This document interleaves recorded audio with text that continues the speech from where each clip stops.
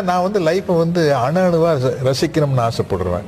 Life ஜாலியா இருக்கிறதுக்கு வந்து நம்ம ஒரு அரை மணி நேரம் முன்னாடி எந்திரிச்சிட்டா போதும். அரை மணி நேரம் இல்லை, ஒரு 15 நிமிஷம் முன்னாடி எந்திரிச்சுன்னு வச்சுங்களேன். இப்படி பல் தேய்க்க வேண்டாம்,